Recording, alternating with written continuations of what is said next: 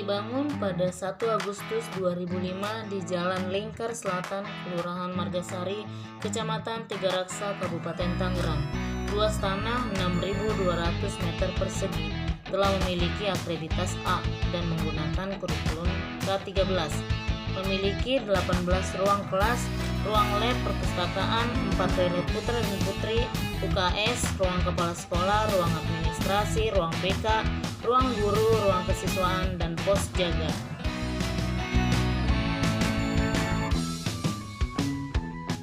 SMP Negeri 33 Raksa melaksanakan KBM atau pembelajaran itu menggunakan teknik blended learning.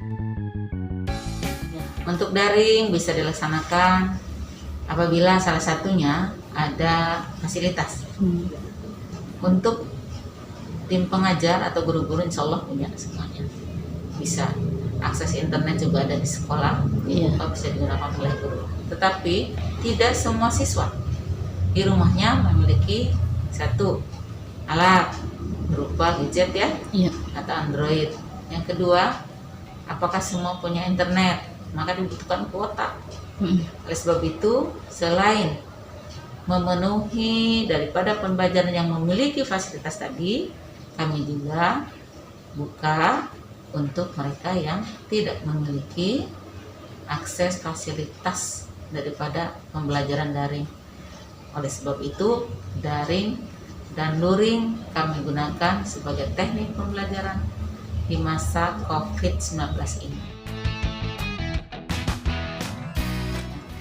Satu, dari sisi psikis, sangat berbahagia seorang guru apabila bertemu dengan siswanya dalam keadaan sehat walafiat. Dari sisi kejiwaan juga, guru dan siswa bertemu bertatap muka dalam proses pembelajaran, itu akan tercipta karakter yang baru, bersosialisasi, berinteraksi, sehingga chemistry jiwa guru dengan jiwa siswa berpadu. Jadi bukan cuma mengajar atau mentransfer ilmu, guru itu, tapi juga mendidik, menciptakan suasana yang indah, yang bahagia, yang baik. Mungkinkah bisa terjadi apabila kita tidak bertemu dengan siswa?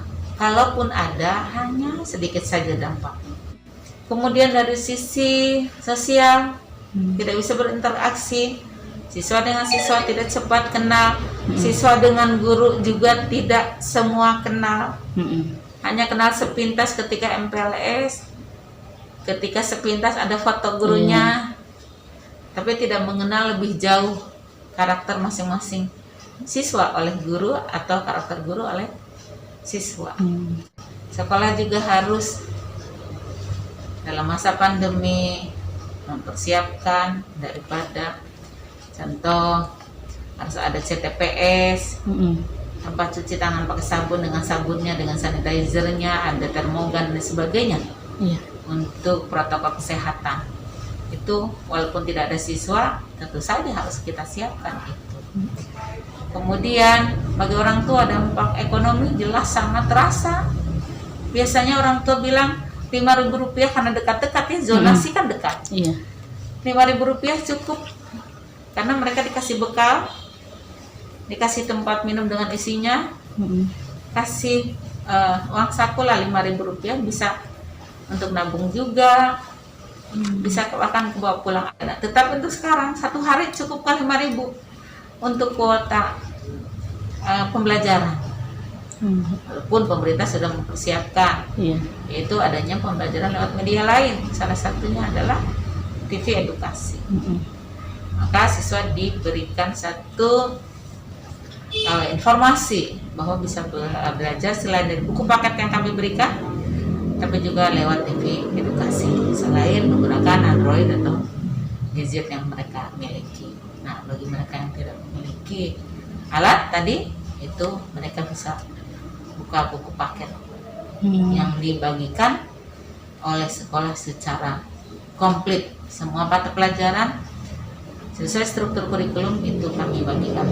Jadi dampaknya tidak bisa menggunakan struktur kurikulum secara secara sempurna, seperti halnya waktu normal, Tapi mata pelajaran yang terajarkan semuanya sesuai dengan struktur. Tetapi untuk penjadwalannya itu disesuaikan dengan masa COVID dan kondisi rumah masing-masing, walaupun itu belum sempurna. Ya, metode atau cara ya.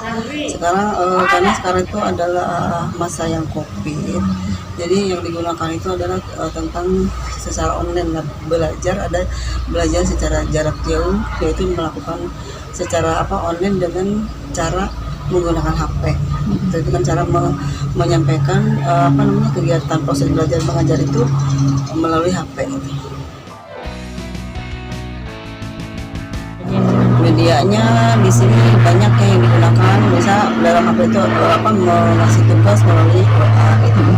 Jadi di sini tuh gampang dengan WA. Sedangkan kalau misalkan dengan cara video itu kan harus dibuka secara ada kuotanya, ada macam-macamnya. Jadi kan misalkan kalau melalui WA kan anak bisa mencapai tugas tersebut. Tapi kalau misalkan melalui dengan ada kuota kan tidak sebagian orang tua itu yang mampu gitu. Jadi banyaknya WA melalui HP.